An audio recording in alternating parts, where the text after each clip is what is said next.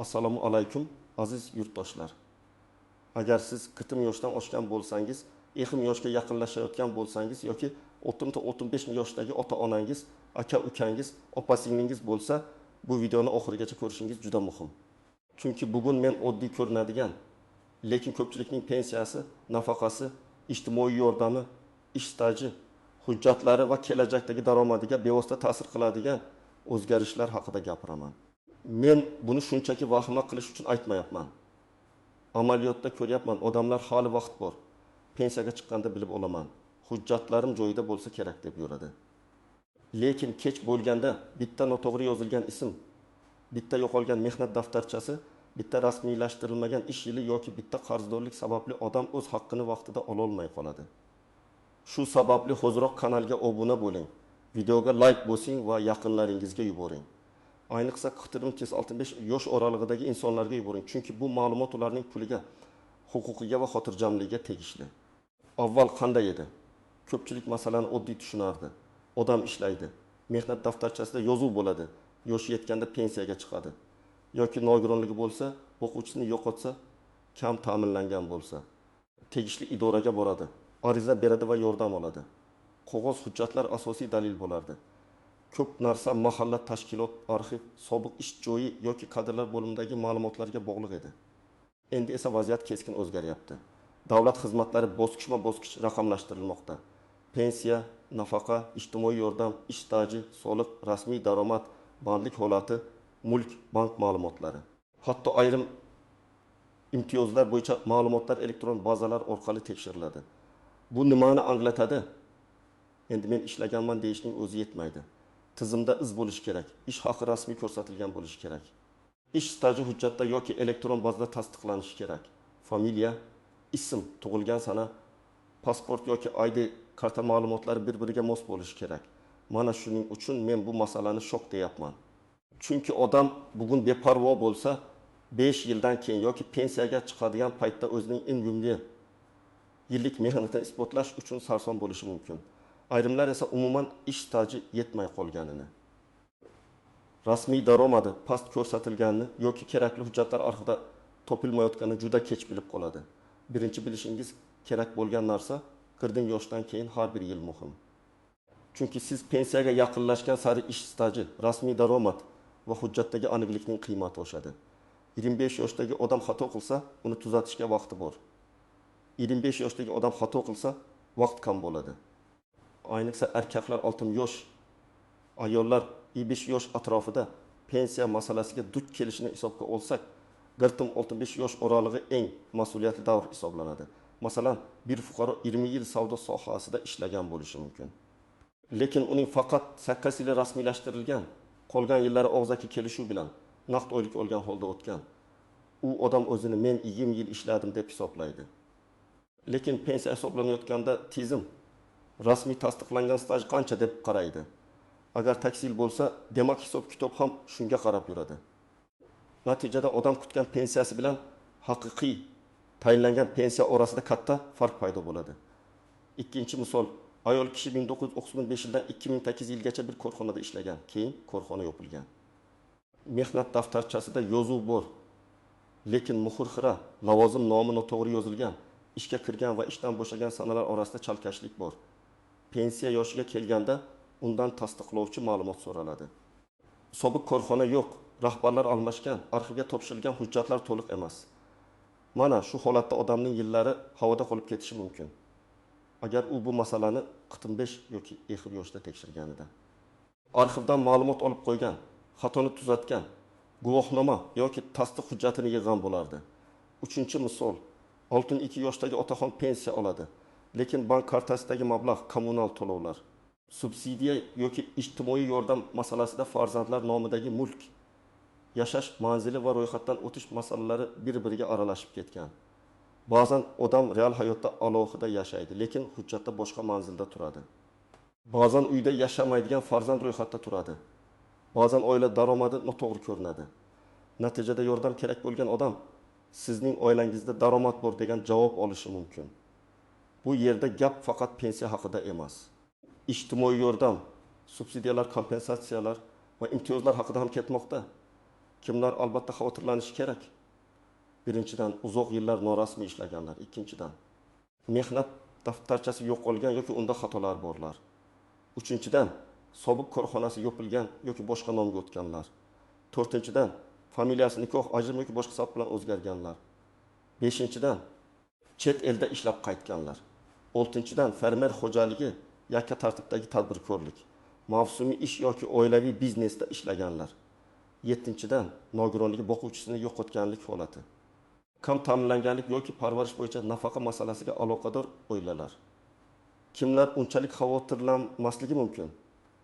Agar siz butun mehnat faoliyatingiz davomida rasmiy ishlagan bo'lsangiz, ish beruvchi har oy soliq va ijtimoiy to'lovlarni to'g'ri ko'rsatgan bo'lsa, elektron mehnat daftarchangizda ma'lumotlar bor bo'lsa, pasport ma'lumotlaringiz, familiyangiz, tug'ilgan sanangiz va stir yoki JSHR ma'lumotlaringiz mos bo'lsa, sizda xavf ancha kam. Lekin baribir tekshirish kerak. Chunki kam xavf degani umuman muammo yo'q degani emas. Endi istisnolar. Nozik joylar va ko'pchilik bilmaydigan nuanslarga o'tamiz. Birinchi nuqta, har bir hujjatdagi ism, familiya bir xil yozilishi kerak. Masalan, bir joyda Gulnora, boshqa joyda Gulnora. Yana boshqa joyda Gulnoza deb yozilgan bo'lsa, bu oddiy harf xatosi bo'lib ko'rinadi. Lekin huquqiy jarayonda bu hujjat aynan shu odamnikimi degan savolni tug'diradi. Ayniqsa eski ruscha hujjatlar lotin yozuviga o'tish, nikohdan keyingi familiya o'zgarishi, pasport almashtirish paytida bunday xatolar ko'p uchraydi. Ikkinchi nuqta, ish haqi rasmiy ko'rsatilishi juda muhim. Ko'pchilik oyligim yaxshi, qo'limga 4 million olaman deydi. Lekin hujjatda minimal ish haqi ko'rsatilgan bo'lsa, kelajakdagi hisob kitoblarda sizning real olgan pulingiz emas, rasmiy ko'rsatilgan daromadingiz inobatga olinadi. Bu ayniqsa xususiy sektorda ishlaydiganlar uchun og'riqli masala. Ish beruvchi soliq kam bo'lsin deb oylikni past ko'rsatsa, bugun u ish beruvchi foyda ko'radi. Ertaga esa xodim pensiya va ijtimoiy kafolatlarga yutqazadi. Uchinchi nuqta, qarzdorlik va majburiy to'lovlar. Ba'zi holatlarda aliment, kredit ijro hujjati, soliq qarzi yoki jarimalar odamning hisob raqamlariga ta'sir qilishi mumkin. Men odamlarga doim aytaman. Pensiya yoki nafaqa kartasiga pul tushganda nima uchun ushlab qolindi? Nima uchun kamaydi? Nima uchun karta blok bo'ldi? Deb keyin yugurgandan ko'ra, oldindan o'z qarzdorlik holatini tekshirish kerak. Buning uchun MIB, soliq organlari, bank va davlat xizmatlari orqali ma'lumot olish mumkin. To'rtinchi nuqta, chet elda ishlagan yillar. Ko'p yurtdoshlar Rossiya, Qozog'iston, Turkiya, Koreya yoki boshqa davlatlarda ishlagan. Bu yillar avtomatik ravishda O'zbekistondagi stajga qo'shilib ketadi deb o'ylash noto'g'ri bo'lishi mumkin. Har bir holatda davlatlar o'rtasidagi kelishuv, rasmiy ish shartnomasi, to'langan badallar va tasdiqlovchi hujjatlar muhim. Agar odam 10 yil chet elda ishlagan bo'lsa-yu, bitta ham rasmiy hujjat, shartnoma, ish beruvchi ma'lumotnomasi, to'lov dalili bo'lmasa, keyin uni isbotlash juda qiyin bo'ladi. 5-nuqta, oila tarkibi va ro'yxat masalasi. Ijtimoiy yordam so'raganda ko'pincha oilaning jami daromadi ko'riladi. Agar sizning uyingizda hujjat bo'yicha ishlaydigan farzand ro'yxatda tursa, lekin u aslida boshqa shaharda yashasa, tizim uni baribir oila tarkibida ko'rishi mumkin. Yoki aksincha, siz bilan yashaydigan odam ro'yxatda bo'lmasa, u ham muammo tug'diradi. Shuning uchun propiska, yashash manzili, oila tarkibi, nikoh va ajrim hujjatlari tartibli bo'lishi kerak. 6-nuqta, nogironlik, parvarish va tibbiy hujjatlar. Ayrim oilalarda kasal ota-ona, nogiron, farzand yoki doimiy parvarishga muhtoj inson bor. Bunday vaziyatda faqat kasal deyish yetmaydi. Tibbiy xulosa, nogironlik guruhi, parvarish zarurati, davolanish hujjatlari, shifoxona ma'lumotlari, dori-darmon xarajatlari tasdiqlanishi kerak. Hujjatlar bo'lmasa, odam real qiynalayotgan bo'lsa ham, tizim uni to'liq ko'rmasligi mumkin.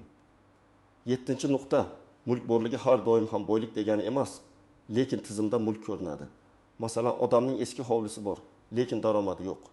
Yoki nomida mashina bor, lekin mashina ishlamaydi. Yoki uy meros bo'lib qolgan, ammo u yerda bir nechta oila yashaydi. Bunday holatlarda tushuntirish, hujjat, baholash va real vaziyatni ko'rsatish kerak bo'ladi. Lekin foydalanmayman degan gap hujjat bilan mustahkamlanmasa, yordam olishda savol tug'iladi. Endi eng muhim qism, siz bugundan nima qilishingiz kerak? Men buni bosqichma-bosqich aytaman. Birinchi qadam, shaxsiy hujjatlaringizni tekshiring. ID karta yoki pasport, tug'ilganlik haqidagi guvohnoma, nikoh guvohnomasi, ajrim hujjati, familiya o'zgargan bo'lsa, o'zgarishni tasdiqlovchi hujjatlar bir-biriga mos bo'lishi kerak. Ism, familiya, otasining ismi, tug'ilgan sana va joydagi xatolarni hozir aniqlang. Agar xato bo'lsa, FHDYO yoki tegishli davlat xizmatlari markaziga murojaat qiling. Ikkinchi qadam, mehnat stajingizni tekshiring. Eski mehnat daftarchangiz bo'lsa, uni suratga olib qo'ying, nusxa qildiring. Yozuvlar aniq ko'rinishini tekshiring. Ishga kirgan va chiqqan sanalar bormi? Muhr bormi? Imzo bormi? Korxona nomi to'g'rimi? Lavozim yozilganmi? Shularni ko'ring. Elektron mehnat daftarchangizdagi ma'lumotlarni ham tekshiring. Buning uchun mypontokovkut.uz yagona interaktiv davlat xizmatlari portali yoki tegishli bandlik va pensiya organlari orqali ma'lumot olish mumkin. Uchinchi qadam, sobiq ish joylaringiz bo'yicha ma'lumot yig'ing. Agar korxona yopilgan bo'lsa, hujjatlar qaysi arxivga topshirilgani aniqlang. Tuman yoki shahar arxiviga, sobiq tashkilotning vorisi bo'lgan idoraga, hokimlikka yoki davlat xizmatlari markaziga murojaat qilib, ish stajini tasdiqlovchi ma'lumotnoma so'rang. Arizada qaysi yillarda ishlaganingizni, korxona nomini, lavozimingizni, taxminiy ishga kirgan va chiqqan sanalarni yozing. 4-qadam, rasmiy daromadingizni tekshiring. Agar hozir ishlayotgan bo'lsangiz, ish beruvchidan mehnat shartnomangiz, lavozimingiz, oylik maoshingiz va soliq hisobotlarida qanday ko'rsatilayotganingizni so'rang. Bu sizning huquqingiz, menga noqulay. Rahbar xafa bo'ladi deb yuravermang. Siz bugun jim tursangiz, ertaga pensiyada yoki nafaqa masalasida o'zingiz yutqazasiz. 5-qadam, qarzdorliklaringizni tekshiring. Soliq qarzi, jarima, aliment, ijro qarori. Bankdagi muammolar bor yo'qligini aniqlang. Agar qarz bo'lsa, uni inkor qilmang, hujjatini so'rang. Asosi bormi yo'qmi tekshiring. Kerak bo'lsa bo'lib to'lash yoki e'tiroz bildirish tartibini o'rganing. Eng yomon yo'l bu muammoni ko'rmaslikka olish. 6-qadam, oila tarkibi va yashash manzilingizni tartibga keltiring. Uyda kim yashaydi? Hujjatda kim ro'yxatda turadi? Kimning daromadi hisobga olinadi? Kim alohida yashaydi? Bularni aniqlang. Agar ijtimoiy yordam, subsidiya yoki kompensat olmoqchi bo'lsangiz, bu masala juda muhim bo'ladi. Mahalla, kadastr, davlat xizmatlari markazi va tegishli idoralar orqali ma'lumotlarni tekshirib oling. 7-qadam, barcha hujjatlarni bitta papkaga yig'ing. Men har bir oilaga shuni tavsiya qilaman, alohida papka qiling. Unda pasport yoki ID nusxasi, mehnat daftarchasi nusxasi, diplom, harbiy bilet, nikoh hujjati. Farzandlar tug'ilganlik guvohnomasi, ish joyidan ma'lumotnomalar, arxiv javoblari, tibbiy hujjatlar, nogironlik bo'yicha xulosalar, pensiya yoki nafaqa hujjatlari bo'lsin. Telefoningizda ham skanerlangan nusxalarni saqlang. Lekin original hujjatlarni yo'qotmang. 8-qadam, ariza yozishni biling. Arizada hissiyot emas, aniq fakt bo'lishi kerak. Masalan, men falonchi falon yildan falon yilgacha falon tashkilotda ishlaganman. Ushbu davr bo'yicha ish stajimni tasdiqlovchi ma'lumotnoma berishingizni so'rayman. Yoki elektron bazada ish stajim to'liq aks etmagan. Mehnat daftarchamdagi yozuvlar asosida ma'lumotlarni tekshirib berishingizni so'rayman. Arizaga hujjat nusxalarini ilova qiling. Qabul qilingan sanasi va ro'yxat raqamini oling. 9-qadam, og'zaki javob bilan cheklanib qolmang. Kimdir sizga bo'lmaydi, kerak emas, keyin keling desa, yozma javob so'rang. Yozma javob bo'lsa, siz keyingi bosqichga murojaat qila olasiz. Og'zaki gapni esa isbotlash qiyin. Davlat xizmatlari markazi pensiya jamg'armasi bo'limi, mahalla, arxiv. Soliq yoki sud organlari bilan ishlaganda har doim hujjatli iz qoldiring. 10-qadam, yaqinlaringizga yordam bering. 6 yoshdagi ota-onangiz mypontokovkut.uzga kira olmasligi mumkin. Ular elektron imzo, ID karta, SMS kod, portal, bank ilovasi degan narsalardan qiynalishi tabiiy. Siz farzand sifatida ularga yordam bering. Hujjatlarni tekshiring, arxivga birga boring, kerakli joyga ariza yozing. Chunki ko'p otaxon, onaxonlar uyat qiladi. Tushunmaydi yoki mayli, shuncha bo'lsa ham yetadi deb o'z haqqidan voz kechadi. Yana bir muhim maslahat, hech kimga pul berib, pensiyangizni oshirib beraman, nafaqani chiqarib beraman. Hujjatsiz ham hal qilaman degan va'dalarga ishonmang. Qonun yo'l hujjat, ariza, tekshiruv va rasmiy javob orqali bo'ladi. Agar kimdir sizdan pul so'rasa, ehtiyot bo'ling. Bu firibgarlik bo'lishi mumkin. Sizning eng kuchli qurolingiz tanish-bilish emas, to'g'ri yig'ilgan hujjat va qonuniy murojaatdir. Aziz yurtdoshlar, Bugungi gapning mazmuni shuki, 40-35 yoshdagi insonlar uchun hujjat, ish staji rasmiy daromad. Oila tarkibi va elektron bazalardagi ma'lumotlar endi har qachongidan ham muhim. Oldin ko'p narsa qog'ozga va og'zaki izohga bog'liq bo'lgan bo'lsa, hozir tizim ma'lumotni solishtiradi, tekshiradi va shunga qarab qaror qiladi. Shuning uchun kech bo'lishini kutmang. Bugunoq hujjatlaringizni tekshiring. Mehnat stajingizni ko'ring. Ish joyingizdagi rasmiy oylikni aniqlang. Arxidagi ma'lumotlarni oldindan oling. Ota-onangizning hujjatlarini tartibga keltiring. Agar xato topsangiz vahima qilmang, lekin beparvo ham bo'lmang. Har bir muammoning qonuniy yechimi bor, faqat uni vaqtida boshlash kerak. Agar sizda shunga o'xshash holat bo'lgan bo'lsa, kommentariyada yozing. Ish staji, pensiya, nafaqa yoki hujjat masalasida qanday muammoga duch kelgansiz, boshqalar ham sizning tajribangizdan foyda oladi. Videoga like bosing. Kanalga obuna bo'ling va bu videoni qirlim yoshdan oshgan barcha yaqinlaringizga yuboring. Chunki ba'zan bitta vaqtida ko'rilgan video odamni yillar davomida sarson bo'lishdan saqlab qoladi.